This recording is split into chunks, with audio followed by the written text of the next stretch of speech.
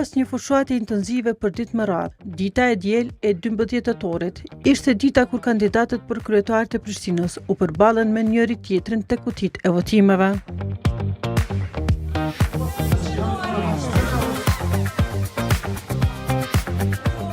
Si rezultat, Lidhja Demokratike e Kosovës doli partia e parë në Prishtinë, duke lënë pas lëvizjen vetëvendosje me një përqindje mjaft të ulët.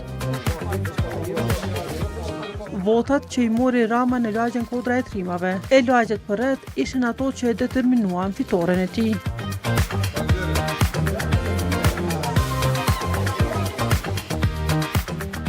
Në gjimnazin Ahmet Gashi, Pjetër Bogdani, Zënel Hajdini, Emin Duraku, Asim Vokshi, Shkolla e Gjelbërt janë disa shkolla në të cilat Rama kryesoi me një diferencë të dukshme ndaj lëvizjes vetëvendosje dhe Partisë Demokratike të Kosovës.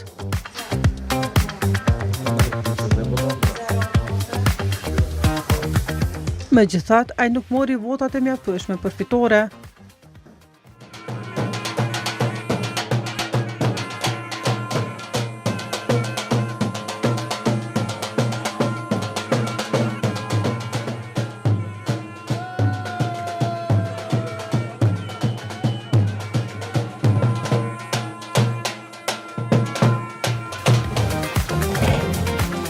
Ai do të shkojë në balotazh me Hajrullah Qekun e vetëvendosjes. Në anën tjetër, kandidatin e vetëvendosjes Hajrullah Qekun në balotazh e dërguan lagjet urbane si Dardania, Bregu i Diellit, Lakrishta e Muhaxherët.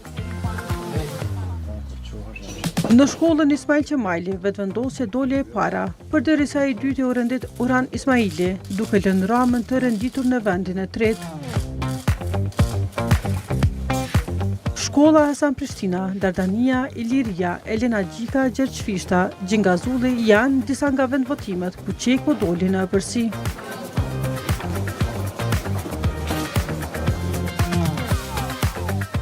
Kandidati i PTK-s, Orhan Ismaili, la prapa Ramën dhe Qekun në shkollën Pavarësia të lagjes Matin 1, lagje kjo e cila është ndër më të ngarkuarat në kryeqytet.